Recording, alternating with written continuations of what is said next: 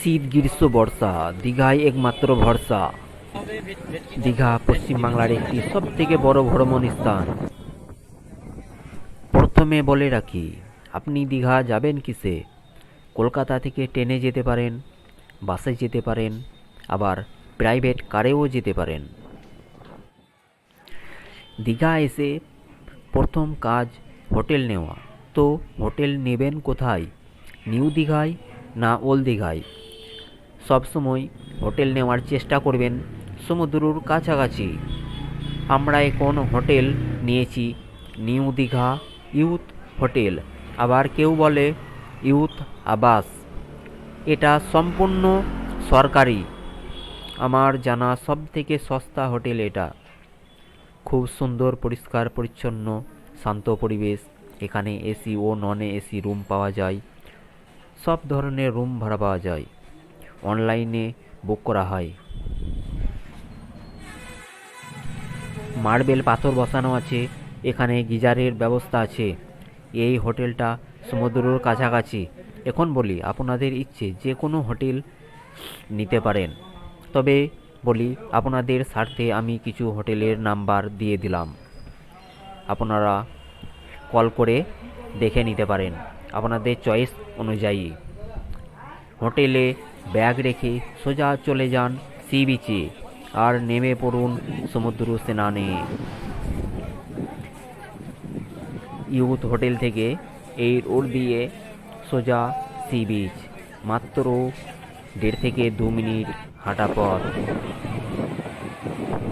আমরা এখন চলে এসেছি সি বিচে, নিউ দীঘায়।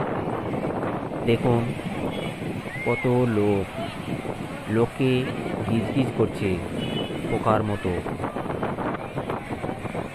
এখানে সমস্ত সিজনেই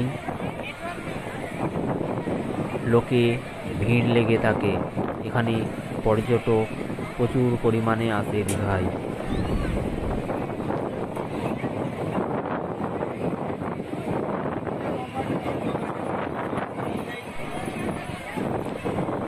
তাই বলি, শীত, গ্রীষ্ম, বর্ষা দীঘায় একমাত্র ভরসা। আসুন আর দীঘা উপভোগ করুন। এখানে সমস্ত বয়সের মানুষ এই আনন্দ উপভোগ করতে আসে এখানে।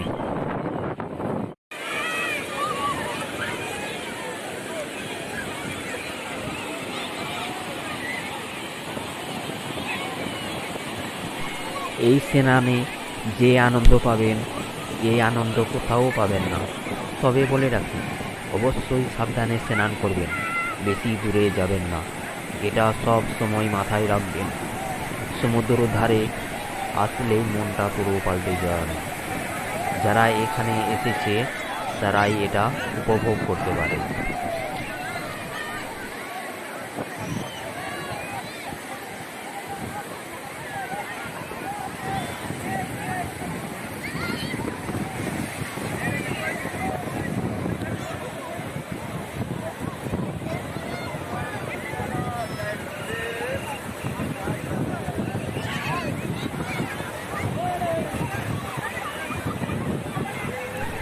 এখানে সমুদ্রের ধারে যেসব ছোট টাওয়ারগুলো থাকে, ওখানে অনেকে ছবি তোলার জন্য উঠে পড়ে।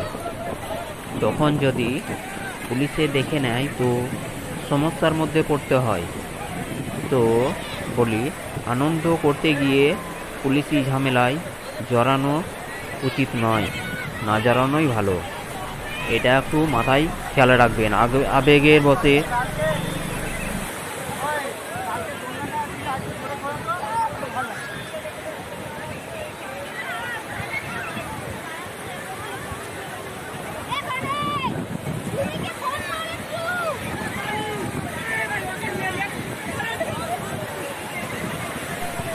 এখানে সারা বছর জমজমাট ভিড় দেখার মতো। এখানে তো শুধু দীঘা নয়, তালসারি, চাঁদপুর, শঙ্করপুর, ঝাউবন, কাজু বাগান, ফিশ মার্কেট ইত্যাদি দেখার জায়গা আছে। দীঘার সমস্ত তথ্য এই এক ভিডিওতে তুলে ধরার চেষ্টা করলাম। দীঘা আসুন আর প্রাকৃতিককে উপভোগ করুন, উপরওয়ালার সৃষ্টিকে নিজের চোখে দেখুন।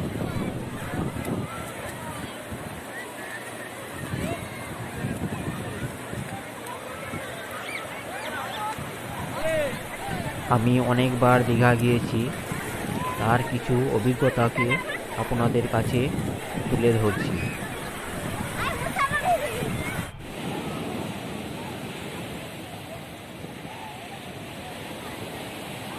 এটা ওল্ড দীঘার ভিডিও। আপনি যদি নিউ দীঘায় থাকেন তবে বলেই বিকালবেলায় আপনি টোটো করে বা পায়ে হেঁটে বেড়াতে বেড়াতে ওল্ড দীঘায় চলে আসুন। ওল্ড দীঘার সি বিচে এখানে মেলার মতো জমজমাট এখানে দেখা যায়, এবং বাড়ির জন্যে কেনাকাটা করে নিন কিছু।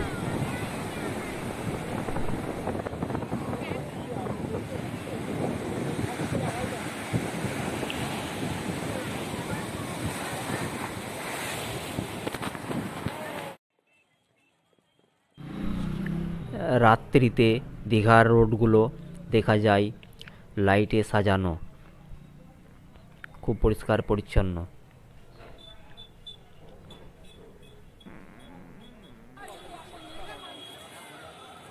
এটা ওল্ড দীঘার পার্ক। এখানে সন্ধ্যাবেলায় প্রচুর ভিড় জমায় এখানে, এবং কিছু সময় কাটানো যায়। দীঘা এসেছি, ফিশ ফ্রাই খাবো না, এটা কি হয়? অবশ্যই ফিশ ফ্রাই তো খেতেই হবে।